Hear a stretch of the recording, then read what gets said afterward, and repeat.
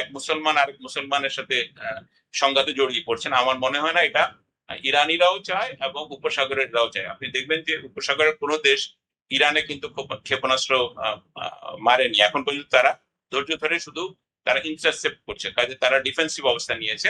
আমার মনে হয় না এই এই যুদ্ধটা দীর্ঘদিন যাবে, এ কারণে যে উপসাগরীয় দেশগুলো এই যুদ্ধটা থামিয়ে দেওয়ার চেষ্টা করবে, এবং তার কারণ তাদের অর্থনৈতিক স্বার্থ আছে।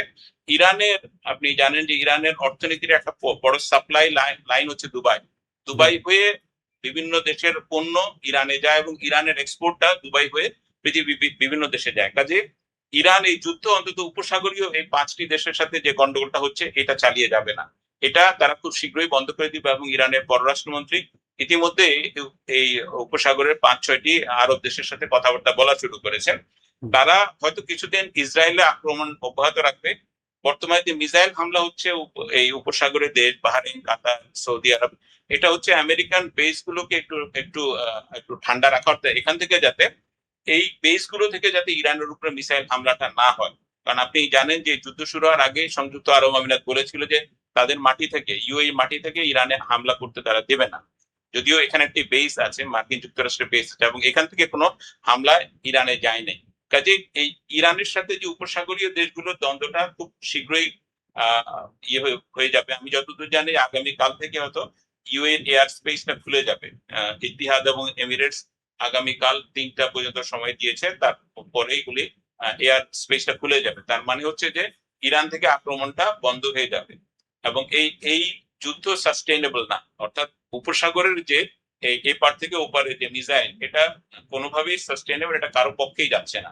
এটা এক মুসলমান আরেক মুসলমানের সাথে সংঘাতে জড়িয়ে পড়ছেন। আমার মনে হয় না এটা ইরানিরাও চায় এবং উপসাগরেররাও চায়। আপনি দেখবেন যে উপসাগরের কোনো দেশ ইরানে কিন্তু ক্ষেপণাস্ত্র মারেনি এখন পর্যন্ত। তারা ধৈর্য ধরে শুধু তারা ইন্টারসেপ্ট করছে, কাজে তারা ডিফেন্সিভ অবস্থা নিয়েছে। আর ইসরায়েলের যে অবজেক্টিভ ইরানে এবং মার্কিন যুক্তরাষ্ট্রের যে অবজেক্টিভ, সেটা তাদের ফুলফিল হয়েছে। তাদের দরকার ছিল খামেনি সহ কিছু লোককে সরিয়ে দেওয়া, এবং সেটা তারা সক্ষম হয়েছে। ইরানে আজকে সম্ভবত আয়াতুল্লাহ আলী খামেনির জানাজা হবে, তার দাফন হবে। তাদের এই শোকের বা ইমোশনের জায়গাটা আরো কয়েকদিন থাকবে, তারপরে এটা আমার ধারণা এটা কমে যাবে। আর সংযুক্ত আরব আমিরাতে আমরা যারা আছি তাদের কিছু কিছু মানুষ যারা এদের সম্পর্কে কম জানেন, তারা খুব ভয় ভীতিতে ছিলেন।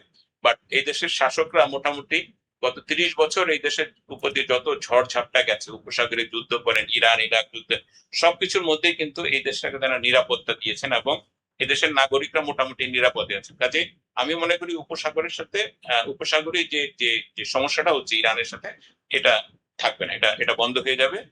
আর ইরান আর ইসরায়েল কতদিন চালাবে এটা আসলে তারাই জানে। ইসরায়েলের দিক থেকে আমার মনে হয় না আর তাদের কোনো অবজেক্টিভ আছে ইরানে হামলা করা। তা আমি মনে করি যে এটা কিছুদিনের মধ্যে শেষ হয়ে যাবে।